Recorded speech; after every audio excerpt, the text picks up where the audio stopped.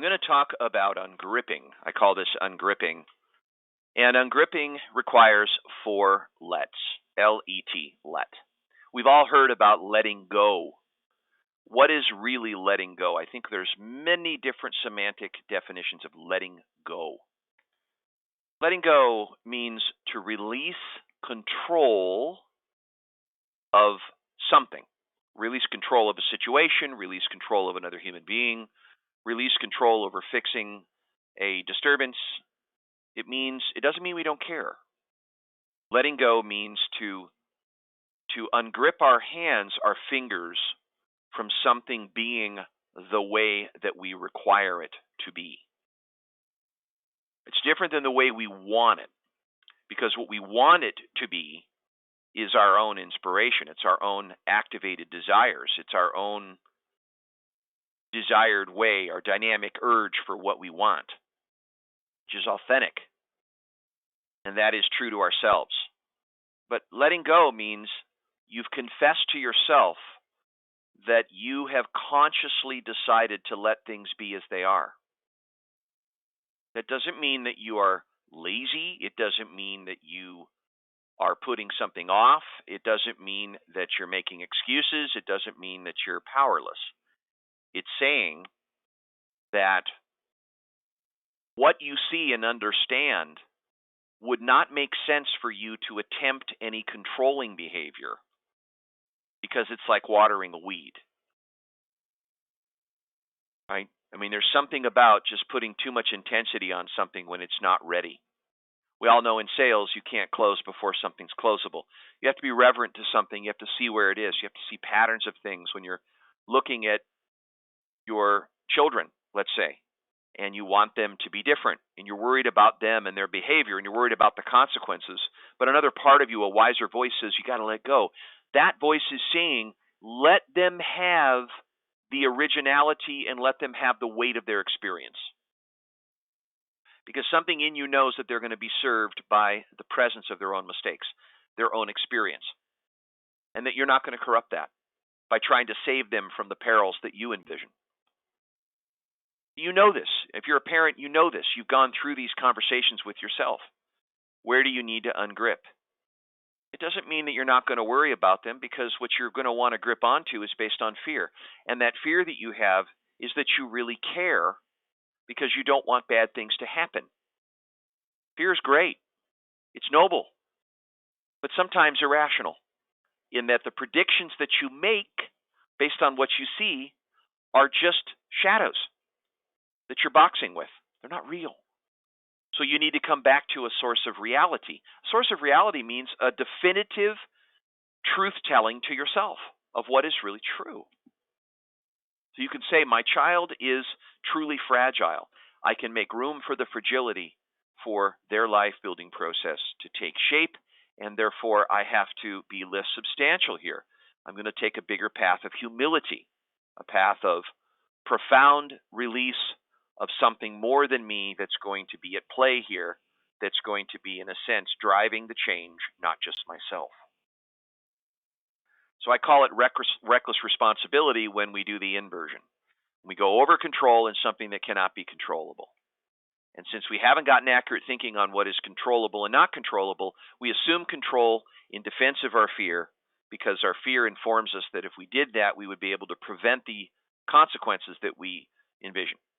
So we spend our time reacting and responding to preventing consequences and avoiding the oncoming envisioned peril, when actually that actual very thing, you probably had experiences where you really push things to happen even worse when you have that kind of intervention. It's like a self-fulfilling prophecy. It's like, don't think of an elephant, don't think of an elephant, don't think of an elephant, don't let that happen. And all we're doing is just putting that quality of attention. Energy follows attention. We're tethered to that very thing. So anything we pay attention to is going to be corollary with that thinking. That I am editing only out of what I want to watch out for and prevent. So I'm in an orientation of preventing danger. And so therefore, what's worthy of my attention? Anything that would prevent it. And those responses may not actually get me anywhere. It's just self-inflicted betrayal. So letting go is the conscious choice to ungrip, because you realize that making controlling efforts is not healthy and it doesn't help. And sometimes we do it out of love, where we regard that which we're letting go of because we know they're capable, even though they don't. Now, after we let go, of course, the second let would be to let be, and that is to accept things as they are. Let things be as they are. And it's not like we're trying to have a better attitude. We're just telling the truth and not meddling with our theories. We're not imposing our corrosive models in our head over what should be happening, ought to be happening, would be happening, could be happening, and all that. Those are just mental constructs. So our internal struggles are not with reality. They're with the preconceptions we have about reality. Suffering doesn't come from reality itself. It comes from the preconceptions and the judgments we hold of it. That's the means to our misery. But reality itself is very, very intelligent. Even when it's negative, it can be very resourceful and draw on new responses if we can directly perceive it. It's just we hold a lot of theories and models in our head around it, in front of it, and we don't even know we have them. And that habituated judgment requires awareness to regulate those automatic mind things so that we can get to see things, and we can do that by seeing our own seeing. And so therefore we can let be what is. I choose to let this be the way it is because this is where I am, and I'll get to know it as best I can, and I'll see the patterns at play as best I can and teach those to myself as I go and be able to navigate based on what I can see. I'm comfortable with my own ignorance. I'm open to seeing things differently. I have a beginner's mind. I have a fresh look. Let's look at reality just as it is rather than as I project it to be. So it requires some suspension. And the suspension of our own assumptions is to see directly into seeing so that we can ungrip and then let be what is here. So not tensing against reality is a radical form of acceptance. Soften your edge. That brings us to letting something come, because naturally the forces at play when we release and ungrip and we let something go, what we're naturally nurturing is a dynamic process. We stimulate a sort of current. We reverse the current, or we change the way the current or climate of the system that we're embedded in starts to shift, like a river shifting. And the way that sort of feels is that as we release something, something new appears. As we come into understanding more deeply from our head and our hearts what's really going on, we can let come a new potential through us. Something different, something becomes born. Something starts to arise that wasn't there before. You wouldn't see it until you ungripped. It wouldn't have appeared unless you let go. And then letting come is the potential of the moment. Something in the change process in the natural order starts to appear. So we must ask ourselves, what is wanting to happen here? What is the potential of the moment? What is starting to emerge? And that's like a crack. It's like a crack shining in from the future where we declare something of a possibility that is worthy of our attention, and we turn toward it. Not out of defense of ridding ourselves of something we're trying to let go of. It's offense. We're turning towards something that is pulling us ahead. And then the final let is to let it in, which is to embrace that which we do not see entirely, with an inner knowing or primary knowing that what we are doing feels right, and that we ungrip by doing that. Now, we all have instances in our lives where we have complexity. We face these challenges head on, and the challenges are beyond our ability to allure solutions.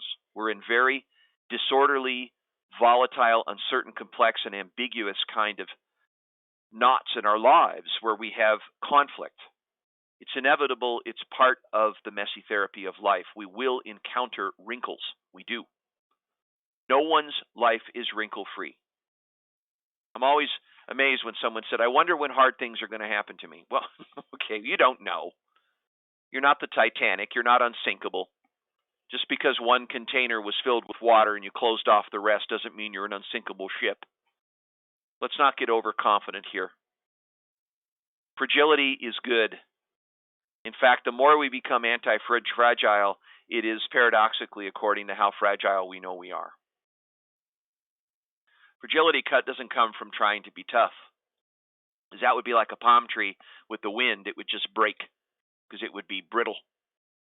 Fragility comes from being soft, from having that attentional flexibility to be able to ask yourself, there must be a good reason for this. If it's not going my way, there must be a good reason for this. Or if we're in a relationship and you might say, well, the other person's experience is one that I will never know, but I'd love to keep my eyes open to gradually discover it. I don't know, but maybe I can be a little more aware they are without managing their experience, without analyzing it. Or maybe in your body, you just say, I'm going to make space around this right now. I don't know. I don't want to just fix it and say, okay, it's this, but I'm going to make space around it so it can move. What we make space for can move. Because in our very innate intelligence, we realize that the flow of life is not a permanent state of anything. We're in a constant state of change, and that we are in an impermanent state with things constantly. Tomorrow the sun will rise. Tomorrow things will emerge. So if I think of the movie Castaway, there's a good example of these ungripping elements. Tom Hanks, he crash lands on an island. He's marooned out in the middle of nowhere. He comes from the Chronos world of time, tick-tock, tick-tock, tick-tock, and his world is a secure world of knowing where to be when, and being on time is a fetish. It's an obsession. That's his merit system. And he completely has to ungrip and let go of that old self once he arrives at the island, because everything in the island is neutralizing that old way of looking at, thinking at things that are not going to be able to live there. He would die if he was planning on everything being the way it was made out to be. And rather, the island itself is nature time. It's serendipity time. It's kairos time, yeah? It's time of the accident. And so he lands on this island, and he's got to figure out a whole new way of working with himself. He's got to figure out how to work with the reality. So he realizes that no one's coming for him. He's been thrown away. He's been cast away. And that he isn't visible. He has to let go of his expectations. He has to let go of all the ways in which he knew how to manage himself. That's not going to work. And then he has to let be the fact that he's stuck there. Come to a place where he has to accept that this is the way his life is right now. Even though it was force-fed, he's knocked out of his life and he's put into a new world. He has to acclimate to that world out of survival. He's got to meet his needs. He's got to self-actualize. He's got to have food, clothing, shelter, and then be able to get to some other qualities that he can learn. And he has to follow nature's pattern now. He can't follow his own pattern in life. He's got to be on totally nature's terms. And then he has to let come the potential of the moment of learning how to be an island man and learn to eat fish and crab and learn how to hunt and acquire these new capabilities that are needed of him. And he has to let come Wilson and talking to a volleyball without thinking he's crazy in a rational mind, but having that significant other to relate with that's an extension of him, like a divine twin for him to have an observer and to feel related with, which is the hunger for belonging. And let come that need and let in the possibility of getting off the island. Let in the possibility of getting beyond the waves. Let in the possibility of whales finding him, summoning him to the ship, letting in the new life of a girl that he no longer has that's now married the dentist, and letting in his moment in the intersection when he looks every way. And finally the truck comes and she has the wings on the back that's been on the package, and he realizes he's conserved this package the whole way. And he must embrace the new emerging life. Ungrip. We have to simplify to multiply. We got to let go to let come. We have to die back into life. That is the transformational ethos of change. Thank you.